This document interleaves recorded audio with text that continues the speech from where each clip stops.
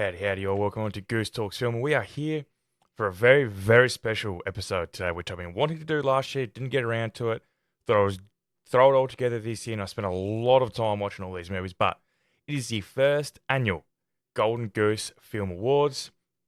So I was just going to do top 10 movies of the year, maybe a top 20 like everyone else does, but I'm a big award show person. Always have been my whole life. Kind of lost a bit of love for the larger ones, but things like the Golden Chainsaw and the Dead Meat Awards, they've really revitalized my love for award shows and just the excitement about like, oh, is this going to win? Is that going to win? And then people get behind all the movies and actors and actresses and directors they want to win. It's just a really fun time. It's the first time I'm doing it.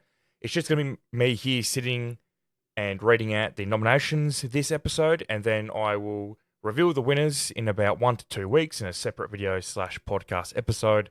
So before we get into nominations, just a quick little brief rundown on how I decided who won each category. And like I said, I have watched every single movie that could have been in the running to win, except for Flow, which was an animated movie I really wanted to watch because it's getting great reviews and all that, and it probably would have been nominated from what I've heard and seen, but I just unfortunately couldn't get my hands on a copy to watch it. Hasn't been released here in Australia, or at least my location in Australia yet, and I needed to get the awards going, so unfortunately I couldn't wait to watch it, and then so that'll be included in next year's awards. So people that really think it deserves to win, which it is a chance to win major animated awards, it's a very, very stacked category this year for the Oscars and for the Golden Goose Awards, of course. But yeah, a brief rundown on how I did each category. Now, I didn't just list down nominations, then pick a winner. This was an extensive process that I started months ago, where obviously movies released after that period were obviously filtered in, and obviously the results were taken into account as they went on. And I didn't pick the winners until pretty much only a couple of days ago. We didn't pick the winners. I decided the winners by a scoring system for each category, which was the most time-consuming thing that I could do on this podcast / YouTube channel. For each category, which I will not list through because it's just too long, they all had a scoring system. So, for example, when it comes to a category like cinematography, each movie was rated out of 10 on things like lighting, original shots, all that type of thing. And each category had their own separate subcategories. So your categories like best animated film or best action sci-fi film had a lot of subcategories to filter through. And as you might tell when I'm reading these out, there are a minimum of 5 nominations. So they all had to kind of meet a threshold of a certain overall rating to be nominated. And then that's how I then decided the winners from those. So obviously when I was doing all the nominations and everything was finalised, when I put cross through everything a couple of days ago, pretty much when the year ended, I thought, okay, that's all the movies that are going to be nominated. All the ones that missed out that aren't released here or whatever, or I can't get a copy of, will be included into next year's awards, so don't worry. So yeah, some categories you might notice have 6, 7. I think there might even be one with 8 nominees. That means that there was a whole bunch that all sat on the threshold, and a few of the lower level ones of those ones that made through on the threshold were actually all on the same score. So I thought, okay, well, they're all going to be nominated. So that's why there are not all 5 nominees, but there is a minimum of 5. No maximum, because there wasn't any more than 8. Nothing crazy. And then, obviously, yeah, like I said, I went through, all the nominees were then nominated, and I thought, okay, who's got the highest score for each one? This is a spoiler, there are a few joint winners, because I thought I was going to be doing such a fine line of scoring and so many subcategories and whatnot. And out of 10, it's a big score to rate. It's not out of 5, it's out of 10. I thought, okay, we're not going to have any joint winners or anything because the rating's going to be so, apart from each other. It's going to be, surely 2 movies won't be on 9.3, for example. But no, we had multiple cases of that. I think there might be 2 or 3 joint winners. That's the only spoiler you are going to get because the winners will not be announced, like I said, for another week or maybe 2 weeks. But that's your only spoiler. So yeah, that's the rating system. It wasn't just a fact of me sitting down and picking my favorite movies or anything like that. And I did them all separately. So I did, one movie for best fight, right? So I rated that one, and then I went to best villain. So I wasn't actually doing all consecutively. So I thought I can separate myself as much as I can from any bias or recency bias or anything like that. And yeah, that's the nominees that we got. I'm pretty happy with all the nominees. There's maybe some surprising ones to myself because of probably a few of my favorite movies of the year, aren't even the winners. And I won't say what they are because we'll kind of give it away. But yeah, certain categories I just rated. Like I said, I did it as diligently as I could, unbiased as I could, and I looked at the results and I thought, okay, I think I've done a pretty good job because if I was just to sit here and pick the winners of what I think was going to win, the awards would be very, very different, which I think is really cool. And in the future, I want to include other people into kind of like a panel where I'd probably organise the nominees and then send out like a voting ballot to different people, and they would then vote. 5 votes going to the best, and obviously one to the last best in those categories. But if you want to be a part of that, if you are a podcaster or a influencer, or do anything to do with movies or TV show in social media or YouTube, or even write articles about movies, whatever you want to do, contact me because I'd love to contact you early on and get you on the panel for next year. I think that'll bring just a bit more.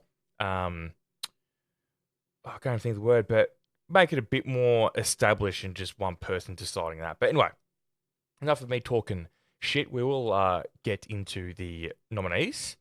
And just to preface, there is a best film, a best overall film for the year, but I won't announce that category or its nominations until I do the winners because I hate the Oscars where it's 8 films might be nominated for best film and one of them is an animated film. And you think, okay, well, we know who's going to win best animated feature then. And it happens every single time. There's not a year where it hasn't happened. So I thought, well, the way it's going to happen is each movie that wins each category is then going to be nominated in the best overall film. And then the best overall film with the best rating would then win the best film of 2024. I think that's just the best way to do it. There's no spoilers. You guys have then a bit of fun in the comments and the reviews and stuff and trying to work out, okay, which of these 5 or 6 movies are going to win. Yeah, I think it'll just be a lot of fun. But anyway, we'll get into the nominees for the first annual Golden Goose Film Awards. First category is Best Action and Sci-Fi Film. Deadpool and Wolverine, Furiosa and Mad Max Saga, Twisters, Kingdom of the Planet of the Apes, The Ministry of Ungentlemanly Warfare, Dune Part 2, and The Beekeeper. On to Best Animated Film. We have Orion and the Dark, Inside Out 2, Watchmen Chapter 1, The Glass Worker, Moana 2, The Wild Robot, and Transformers 1. For Best Cinematography, we have Nosferatu, Longlegs, Dune Part 2, Civil War, Horizon and American Saga Chapter 1, Alien Romulus, and Conclave. For Best Comedy Film, we have Hitman, Beverly Hills Cop, Axel F, Beetlejuice, My Old Ass, Y2K, and Thelma. Best Costuming, or Best Costume Design, Gladiator 2, Wicked, Maxine, Dune Part 2, and Nosferatu. Best Director, we have Cameron and Colin Cairns for Late Night with the Devil, Denis Villeneuve, Dune Part 2, Wes Ball, Kingdom of the Planet of the Apes, Robert Eggers, Nosferatu, Alex Garland, Civil War, Fede Alvarez, Alien Romulus, Jade Chill, Jordan Downey, Christian Long, Justin Martinez, Virat Pal, and Kate Siegel for VHS Beyond. For Best Drama Film, we have Civil War, The Apprentice, Jura 2, Saturday Night, It Ends With Us, Rebel Ridge. For Best Fight, we have Deadpool vs. Wolverine, The Car Fight, Fade Rautha Harkonnen vs. Paul Atreides for Dune Part 2, King Kong vs. Scar King for Godzilla x Kong, Scar King vs. Godzilla, King Kong and Shimo for Godzilla x Kong, Dalton vs. Nox, The Final Fight from Roadhouse, Lucius vs. General Acacius, Gladiator 2. For Best Horror Film, we have Heretic, Late Night with the Devil, Alien Romulus, Infested, Oddity, The Substance, and Nosferatu. Best Lead Actor, we have David Dastmalchian, Late Night with the Devil, Nicholas Hoult, Jura 2, Theo Christine, Infested, Sebastian Stan, The Apprentice, and Gabrielle LaBelle for Saturday Night. Best Lead Actress: Kirsten Dunst for Civil War, Micah Monroe for Longlegs, Demi Moore for The Substance, Willa Fitzgerald for Strange Darling, Julia Garner for Apartment 7A, and Naomi Scott for Smile 2. For Best Overall Music, we have Longlegs, Dune Part 2, Gladiator 2, The Wild Robot, and Wicked. For Best Overall Cast, we have Saturday Night, Dune Part 2, Gladiator 2, Civil War, Late Night with the Devil, and Abigail. For Best Practical Effects and or Makeup, we have Stop Motion, Dune Part 2, Nosferatu, Beetlejuice, The Substance, Terrifier 3, Alien Romulus, and Werewolves. For Best Production Design and Set Decoration, we have Late Night with the Devil, Horizon, an American Saga Chapter 1, Gladiator 2, Dune Part 2, Nosferatu, and Wicked.